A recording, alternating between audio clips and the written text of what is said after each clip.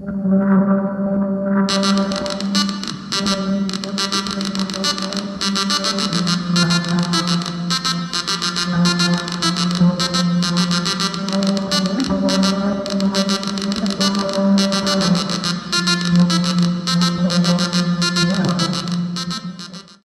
didn't just suddenly wake up one morning and we had the Xbox. We didn't wake up one morning and the internet was there. You know? How did we get there?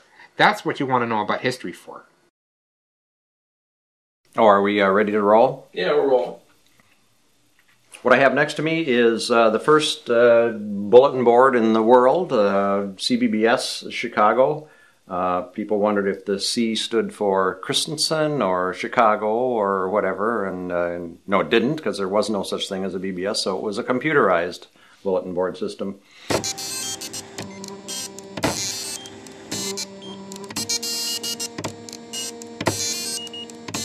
I would enthusiastically describe it to everybody. I'd be telling, my relatives, I'm like, so this is, I would dial up and I'd be talking to other people online, but not really talking. I'd be typing and leave the messages, and then later I can read more messages, and they all go, oh, okay, and they look like you've got some sort of disease or something. I say it's kind of like America Online, but really scaled down, And it's not an easy thing to explain. With this program you'd have on your computer, you'd dial a number, and you'd enter your name and password, and it would say hello, and then you could go to the messages, and you could read these messages.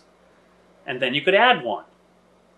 And if you waited long enough, and I had to say months, other people would have called in and left messages, and after a few months, you have a conversation. And they're like, why? They were all in their early 20s, and it's like, well, that's stupid. I mean, and it is stupid. It was unbelievably stupid. I try telling it to people now, I'm like, imagine AIM is down, and all of your buddies are gone. Your buddy list is empty, and you can't talk to anybody. And there's no email. And people don't quite get how bad that would be. In a way, it's the next generation of things that have always been around.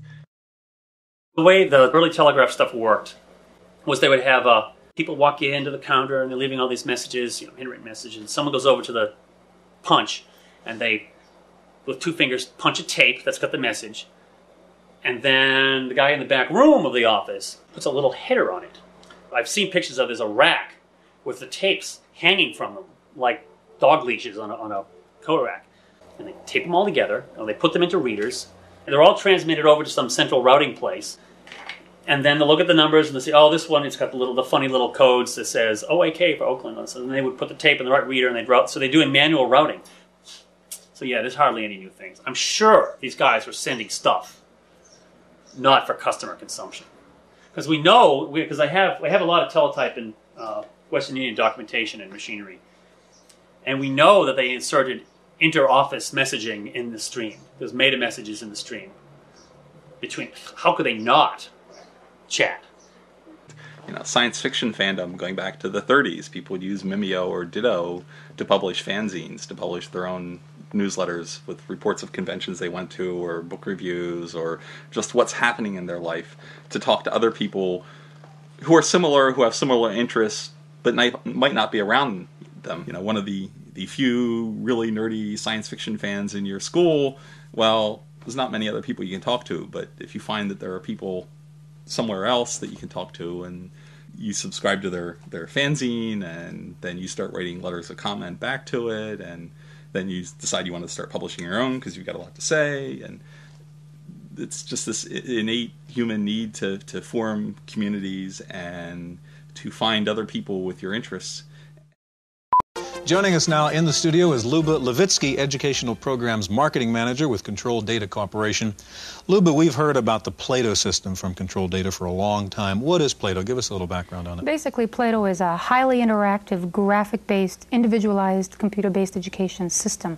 And by individualized, I mean self-paced, and the instruction is tailored to the needs of each individual student. Okay, you're online now with Plato on a chemistry lab experiment of some sort, and show me what this does.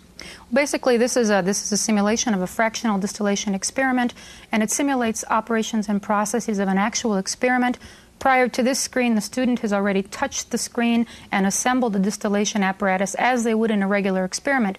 The objective is to heat the still and to obtain a pure mixture of two chemical compounds. Lee Felsenstein, who was essentially the inventor of the portable computer, ran this project in Berkeley called Community Memory, which was essentially a free BBS that was available in laundromats and things like that. And it was a real meaningful attempt at giving the population at large a way to communicate and online.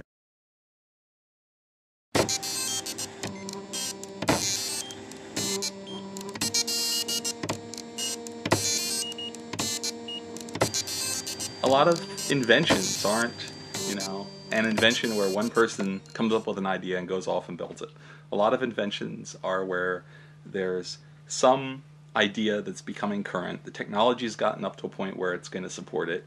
A lot of people know there's a problem. A lot of people are working on it in parallel.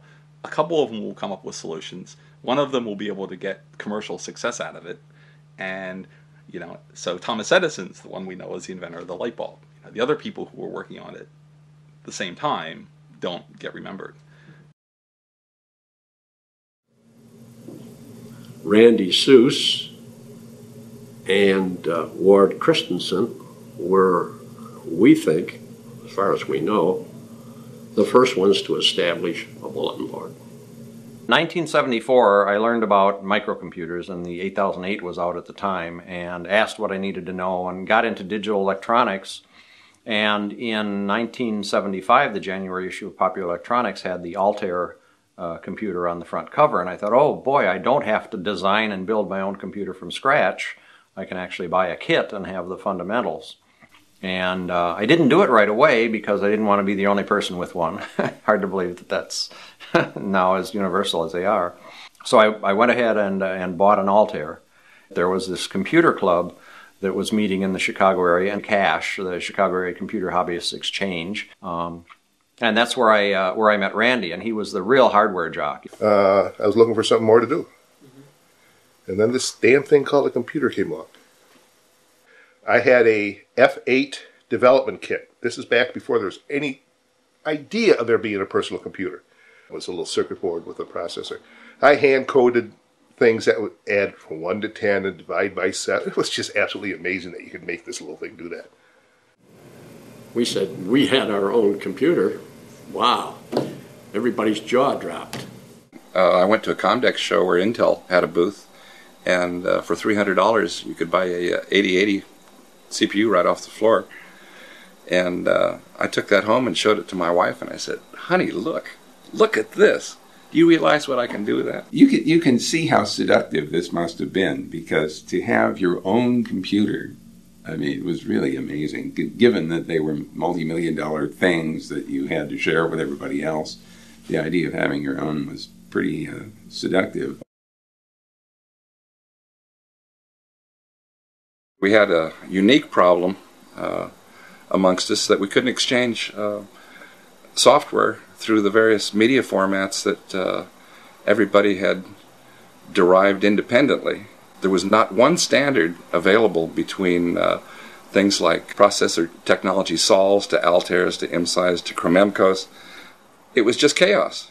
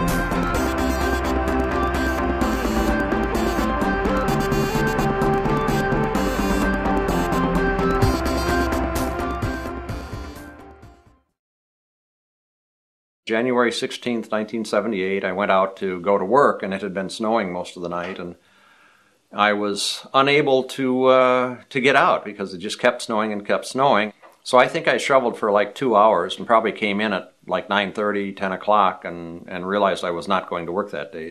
So I called Randy and I said, you know, I've got the computer club recorder where people can call to find out when the next meeting is and to leave questions and things like that. And why not take that line and put a system on it that people could upload newsletters and things like that, newsletter articles and so on, and we could do a club project. And I remember he said essentially that sounded like a neat idea, but forget the club, because you know what a committee run something will be. It'll take it forever to happen. I had too many years in the Navy to know. No, let's not talk about it. Just do it. The two of us will do it, and you do the software, and I'll do the hardware. And tell me when are you going to have the software ready? Like a project manager. The reason everything worked out so well is that we just kind of inherently understood each other. He let me do what I did, I let him do what he did. It took me about 2 weeks, probably about the end of the month, before I had some software ready to test. And a little bit of playing around and let a few friends know it was there and try it and get some early feedback on things that it needed. And basically after the 2 weeks of designing and testing and put it online and refined it a little, and we called it a month. So February 16th became the sort of arbitrary birth date of it.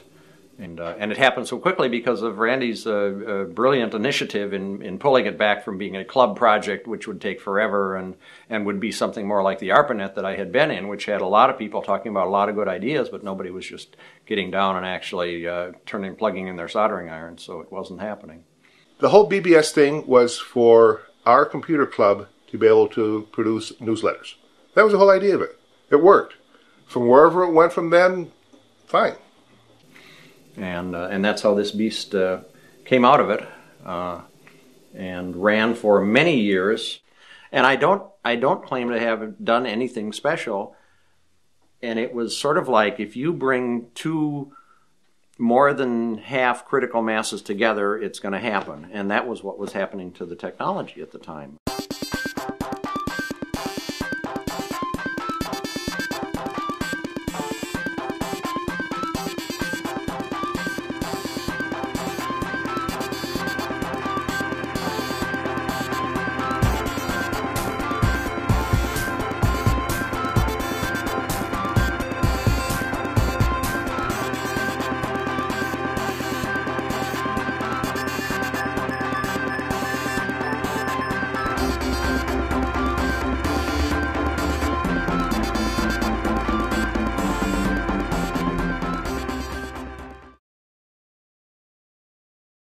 I found Ward's system originally, CBBS Chicago, mentioned in an article, if I recall, it was in InfoWorld. And I went, that's cool. And I called it. And played around on it and went, that's really cool. Used to read 80 Micro magazine religiously every month. And one month they brought out an article on bulletin boarding. We talked about it a lot at the local computer club. And a lot of them had seen the stories on Ward's system. It seemed like the same day we turned the thing on, it got its first phone call. And from there, just, kept going. CBBS Northwest, isn't that a little pretentious? You're kind of claiming this whole region, and you're this one system in this podunk section of Oregon. I said, well, hey, when I named it, I was all there was, this side of San Francisco. So that's when I got up on Bill Blue's Bellflower RCPM, and he had the big bulletin board list, which at that time was about 100 bulletin boards. Downloaded that list and started calling bulletin boards around the country, and it was always exciting. You never knew what was going to come up. Within 2 years, there was easily 200 to 300 phone numbers that you could call into the RCPMs, the RBBSs, the CPMnet guys. We celebrated 100 calls. It took us almost 3 months to get 100 calls on the bulletin board because nobody had modems. Very few people were in it, unless they either were active professionally in a related industry or perhaps had a lot of spare money. In the first phase, everybody was a computer hobbyist. You know, I'm one of these guys that my first computer came in a kit, cost me $3,000 in 6 months to put together. And you had to roll your own back in those days. An Altair 8800, really, boy, that was a machine you really had to build from scratch. It started becoming a surprise when I could find some of the parts that used to go into computers that show up at Radio Shack. Wow, you know, what's the world coming to? Well, the system operators in town were not computer hobbyists anymore. They would go out and buy or download a program, put the thing up. They had no idea how to program. They weren't interested in programming, which was fine. That was, the interest had changed from computer hobbyists to computer users. You could buy a TRS-80, download your friend's software onto it, and now I'm a BBS. No, they didn't have to know a damn thing. All they had to do was have a phone line, and they could say they were a sysop. High schools were full of sysops. It's Crazy Eddie's greatest home computer sale ever, and Crazy Eddie's going home computer crazy with the absolute lowest prices anywhere on anything and everything in home computers. Atari, Texas Instruments, Commodore, even the new low-price Timex Sinclair. Crazy Eddie's got them all the latest software too. Shop around, get the best prices you can find on home computers, then go to Crazy Eddie and he'll beat them. It's Crazy Eddie's greatest home computer sale ever, and Crazy Eddie's going home computer crazy. Crazy Eddie, his home computer sale prices are insane. Well, one summer I'm saving up my money for a jam box, you know, because I'm a teen and that's what you do. And I had a friend who took me to play computer games at this comic book store. I was a big comic book collector, and I read in a Superman comic where they had one of these sponsored insert comics inside the comic book. It was these two kids helping Superman fight some weather demon or something by using their TRS-80 Model 100 computer in some capacity to help them. And I came home and I said, you know that computer you've been telling me you wanted? We're going to get one now, and I'm going to put my money from the jam box towards this. And I just thought that was the coolest thing, that this computer actually was so powerful, it helped Superman. I sold my Atari 2600 in a box of cartridges to get my VIC-20. And because I thought, well, you know, I can invest in video games forever, but this is a computer. I think my dad got it because it made him feel like my kids are smart. And so instead of getting them toys for Christmas, I should get them this. I used to copy and trade video games with my friends, which led to one of my buddies saying, "Hey, do you know what a BBS is? And they're, you know, you can get games for free and all this stuff on these boards." I mean, all I know is pirate BBSs. Of just like the idea of like I'm talking to people and they could be anywhere and I don't know who they are. That's really neat, even if a lot of them turned out to be really boring. The evening of December 25th. You could, you know, for years you could see, you know, some of the boards just got clobbered. Oh my God. Forgot it's the day after Christmas. We're not going to get on any boards today at all. In fact, I think a lot of people actually use this as one word. 12-year-olds who got a modem for Christmas. You had this mass of new callers that had no clue. And I know a lot of boards, mine included, a couple of years, we'd actually close the system down to new users for the first 2 months out of the year. Go cut your teeth someplace else. We don't want to hassle with it. For those of us who'd been there for many years, who'd had lengthy conversations as well as all the different types of interaction that had happened there, the sudden influx of Van Halen rules messages and the message counts just went through the roof because they were all very short, one sentence, me too kind of messages. Their behavior just wasn't very adult-like, and they would really mouth off and bash people and steal their code. And yeah, a lot of them were just pure anarchists too. You know, they just love creating chaos. It gave us a voice that no one had before. We had no idea what to do with it. You took sticks of dynamite and handed them to 12-year-olds and said, now, if you can find the lighter, you can make this go boom. And, well, we found the lighter.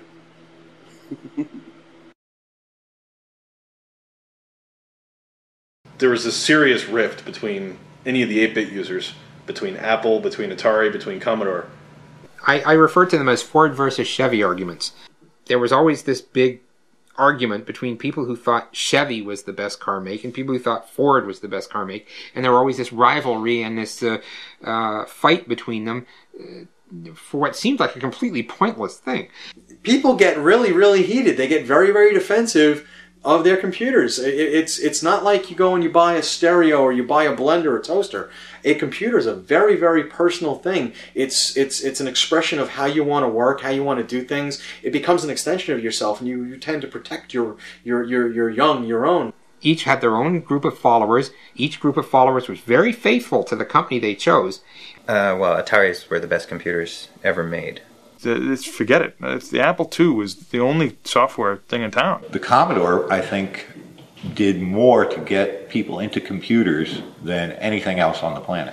When you thought of Atari, you thought of the highest quality, the best games, the best of everything. So it made sense that, if they come out with a computer, God, it's got to be the best thing around. The Apple was the ultimate hackable piece of hardware. The Lisa was beautiful, so I fell in love with Lisa. Tandy did have a great computer, which you maybe talk about, the Coco, the color computer. 64, it was everywhere. They're great, because they're the coolest. You understand what's going on with an Apple II. It's not going to trick you. Nothing sneaky is going to happen on an Apple II. They break down, you put them in the closet, and they heal themselves. The Commodore is definitely the one that I have like 10 of them at home, just in case. I'll have one till the day I die. And so they would invent in their own minds any justification to show that the other computer was a piece of crap. You know, we used to call the Apple people the blockheads because everything was in uppercase. capitals. They never used their shift keys. Oh gosh, we hated Trash 80. And a TRS-80 guy would never own an Apple, and an Apple guy would never own a TRS-80. I think I didn't like the Commodores, just the way they were shaped. Actually, IBM was kind of like the enemy. The Trash 80s were toys. I remember seeing people, viciously attacking people non-stop in the message boards. They were people that I would actually follow a guy around and keep an eye on him and keep lashing out at him on multiple, bulletin boards. I mean, it got that serious. If you were a Commodore user and you were on our bulletin board, it had to be because you told us you had an Atari or an Apple or a PC. We had zero tolerance for Commodore. And not for any practical reason, except for the fact that you have to delineate yourself from somebody else. We're the Commodore free zone, so that's what we were. So that was probably where a lot of the emotion came from. It's like, why are you making fun of my computer? It's a computer just like yours is. But this extended off of the bulletin boards, these wars, because you would walk into a store and you would hear some Commodore kid that would see somebody looking at an Atari computer getting ready to buy it, and they go, you don't want that. It's not powerful enough. It can't even run a disk drive. It can't run this. And I remember myself personally stepping up and going, and getting involved in that. And saying, you don't know what you're talking about. We have robotic arms, we have Corvus disk drives, we have this, we have that, we have all these sorts of things. And then you'd see the two people that were kind of looking at the computer, they'd be kind of like, stepping back some way, like, okay, let's get out of here. One of the local electronics stores had set up a BBS that they were running out of their electronics store on this Amiga. And, well, that just would not do. Right. And so various people at various times would go up to the store, and they would have this BBS just running on this PC, and they would disable that BBS. Just take it the offline, mouse ball. Remove the mouse ball, set it aside, or do something. So now they can't do anything on their computer. I remember him making threats against the sysop of that. Now, he was 16 probably, and the sysop was an employee of the store. And he's like, you got to take your board down, or, something bad is going to happen. I remember him coming home and saying, I just followed the guy home from work, and I threatened him from my car and told him, you got to take your board down. And I'm like, what in the world are you doing? And so then we stole the mouse ball from this computer, and he posts this plea on the bulletin board. Anybody who knows where my mouse ball is, because this is a time when you can't get replacement parts for the mouse balls. Anybody who knows where a mouse ball is, please let me have it back, the biggest advantage it had that I couldn't put this to words then, but the biggest advantage was I had one. Being a natural pack rat, I got a fundamental problem with paying to throw things away. It's bad enough to actually get around to finally throwing something away, but to pay to throw it away, that just hurts. I mean, like, for instance, you kept the manuals all this time. Oh, yes, of course. What is it without manuals? I've got all the manuals up there. I got printed out docs to my most used shareware stuff. Oh yeah, keep the manuals. From where this thing got deposited, 10 or 15 years ago. No, 15 or 20 years ago, more likely. But to work with my K-Pro, my Signalman 300 baud modem, which when I got it, I thought was the greatest thing going, and even the speed didn't seem too slow, since the printer I had at that time was a 30 character per second printer, so they were both about the same speed. And I used this for a couple of years until 1200s finally became affordable. Okay, you want to describe what this is? Yeah, well, this actually was a custom cabinet a friend built for me. I had all these boxes of floppy disks. Each of these boxes holds 70 disks. Somewhere around here or so, they changed from 360Ks to 1.2 megs. Basically, these disks here, which numbers from 1 to 1800, are all shareware. This is all DOS, very little Windows, almost all DOS shareware that I collected from BBS's. Now, the entire contents here actually fits on 2 CDs. I've put it on 2 CDs. This station was about the most comfortable station for doing BBS's, because in the slow BBS days, it wasn't that interesting watching. It was about as interesting as watching a dryer dry clothes, watching the numbers count. So my little TV set was over there, so the children were younger then, and it was hectic upstairs. This was a place to get away from it all and do my BBSing with the printer right there and TV right there, and just sort of out of everybody's way. But and yeah. how much would you say you spent on this setup? You know, I don't want to know that.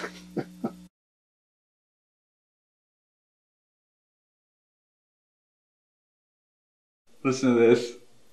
When a 20 megabyte drive for an IBM PC can be bought for under $1,000, the 2195 hyperdrive seems woefully overpriced. The first hard drive that we purchased in our school system was a 5 megabyte hard drive from Radio Shack for a TRS-80 Model 3, and it cost $3,000. 5 meg. You know? Yeah, I remember buying 2 of these things, and I remember as I put them into my car after coming from the store, I thought, wow, the amount of money I spent on these double-sided 8-inch floppy drives, I could have bought a car with. Not a very good one, but a car. I still have the paperwork on that Apple, and I look back at it, and it's like, we paid $3,600 for an Apple II and a printer and a monitor. And I'm just like, $3,600 now, I could, run half the country on the kind of computer you can buy for $3,600 now. I went to work at Carl's Jr. I mean, I hustled on all sorts of jobs, and I had the choice of getting a car or getting a computer. And I got a computer. And then, I mean, the rest is history after that. The first difference, the huge difference that's not, it'd be trivializing it to overlook, is the huge difference in speed. We're talking 300 baud. 300 baud. I'm glad I will never have to again, and by saying this I'm cursing myself, I'll never have to deal with 300 baud again. In the bad old days, an acoustic coupler had 2 speeds. There was 110 baud, and there was a whopping 30 characters a second. 300 baud. And we thought that was pretty good. 300 baud. The screen wouldn't, you'd log into a BBS and it'd be like, log in, or username, : and you'd type username, hit return, and be a pause, and it'd go, password. And just how long it took to draw that stuff alone, because of the speed issues, was torture. When 1200 baud modems came along, the users all saying, you need to go to 1200 baud. And I said, 300 baud, that's reading speed. We don't need anything faster than... And I was running a 1200 baud modem, and my shit just did not stink. I was so... It was amazing when you actually connected 1200. It was absolutely amazing. Called one of the few in town that supported 2400 baud. One of the few boards in town. And it was awesome. And you would actually seek out the places that had 2400 baud so you could take advantage of this high speed that you had. Even if the place sucked, it was just like, whoa, but look how much faster it's coming through. This is so cool. But I was always 3 lowercase o slash 12 lowercase o slash 24 lowercase o, because I remembered the early days when I wasn't allowed onto some boards because I didn't have high enough baud rate. I remember the first time when I called up to a board and a sysop pulled me in a chat and says, I got this new 9600 baud modem, man, and like, you're still at 2400 and it's sad. What's wrong with you? I probably got like $800 for my bar mitzvah from various people. It added up to $800. I spent 650 of it on a 9600 baud modem, which I thought was a good investment. $650 for a 9600 baud modem, which of course as soon as I bought that, they dropped down in price. And when I could get a 14.4 modem and download Doom to play with a kid who ran a BBS because he couldn't find anybody to play Doom with him, that was just a wondrous device. One particular Saturday night, I'll never forget, I had company at the house, we were playing cards or whatever. This guy called my board and he's uploading something or other. And the next morning I woke up and he was still uploading the same program. When you found a big file and it was across the country, you really thought about it whether you wanted to download it now or take a chance on finding it locally. Absolutely. Anybody who's probably under the age of 30 or 25 these days has no concept of what the phone companies used to absolutely rape you for calling long distance. I mean, quite commonly, to call California during the day would cost you upwards of $1 a minute. And that was in the deflated dollars of the day. I think the first month I got really into de-dialing, we got a $500 phone bill. A lot of people like me did that and then ended up losing their telephone for a while because of the $650 phone bill for 1 month. I mean, I never knew, right? I didn't know that BBSs that were also in 312 could possibly cost any more money than another one that was in 312. Till we got the first phone bill. My dad was very nice. He said, okay, this is a learning experience, but you're not calling during, prime time anymore, first of all. You're not staying online for 8 hours anymore, second of all. I mean, I was the expert on what the phone book, in the Yellow Pages, if you turn to the front of the Yellow Pages, they had all the plans laid out that you could get in Massachusetts. So we actually spent time saying, okay, you can call where, and where can I call? Okay, now that means we now have a combined calling area of this much. Pulled out page 17 from the Yellow Pages, which said, okay, if you live in this town, here's the, this is what phone numbers start with, that are local to you. So we used to figure out exactly where the bubbles lied and where they overlapped so that we could make those calls. So be like, okay, well, here's a page long of, numbers which I've got. All right, this one is 376. Okay, that one's good. Mark that off and I would call that one up. And I actually had to call Illinois Bell, when they were Illinois Bell, and ask them for what they call a band chart. After dinner, I would go to my little hideaway downstairs, do my BBSing to the local BBSs, waiting for 8 o'clock. Then I'd hit the crosstown ones. On the weekends, I'd get up before 8, before it went back, and do a couple. Oh, yeah.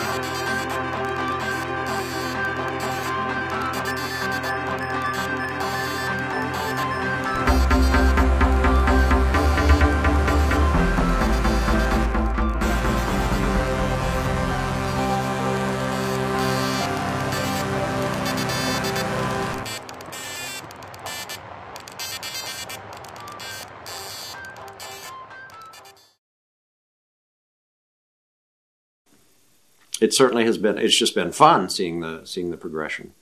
At this time, I can't believe BBS has ever ran on Apple II machines. Like, wow, that machine had like a megahertz, not like a gigahertz, like a megahertz, like one, uno. I don't know. You know what I mean? Today, it's almost like It's too easy. Today's computers are too much like a computer and less like a typewriter, like it was back then. So, and you don't have. I love this. I miss the sound. That you're typing. You're typing.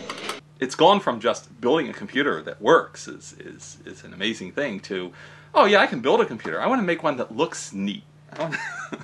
Well, it was the beginning of a revolution. Yeah, it really was. Everything's been revolutionized since then. We don't typeset the way we used to typeset. We don't do photography the way we used to do photography. You got this fancy XL1 camera with FireWire and all this good stuff. I mean, it's. I think there was a whole sense of adventure. We were doing something that had never been done before. We were taking hardware that had never been used for this kind of purpose and using it. And when I go into it explaining what the BBS was about, why it existed, and what there was before the internet, everyone's just in awe. They're like, wait a minute, there was something before the internet? Like, this just didn't happen? And it really just is a great way, or was a great way to spend hours and hours of your time just doing it. You know, the definition of a pioneer, that's the guy with all the arrows in his back. Well, that's the way it was for the BBS guys. They broke new ground. They really blazed, they created a new empire. If it hadn't been for computers and technology, I would have probably died 20 years, 25 years ago, wrapping my car around a bridge abutment somewhere in Texas from drinking and driving or drugging and driving. I got into technology and I didn't have any more money for booze and for drugs. Those decisions have treated me very, very well. And I remember the first time I logged into a BBS and thought, what the hell is this? And the answer was standing right behind my back. It was me 30 years later going, this is your life. Off into the lair. Hope your Indiana Jones card is up to date. But, buried back here, under the piles, is the original CBBS Northwest system. Not in its original configuration right at the moment. I mean, I've still got all the cards, all the original cards, even the PMMI modem card is still rattling around in a box. But the original CPU, the whole thing, that box, for 13 years just sat there pretty much happily and took phone calls. It certainly has been. It's just been fun seeing the progression. The whole BBS thing was for our computer club to be able to produce newsletters. That was the whole idea of it. It worked. From wherever it went from then, fine.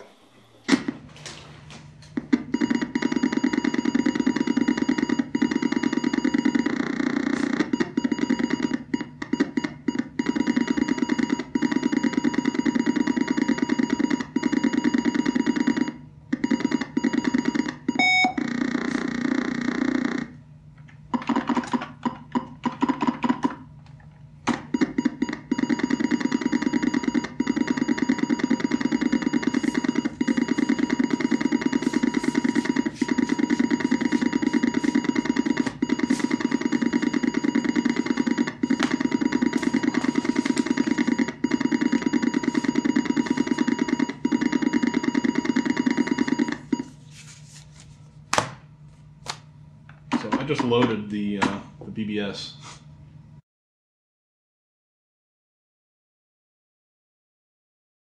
My brother actually used to say, "Oh, are we going to play loading again?" Because he was used to his Intellivision where he just pops a cartridge in.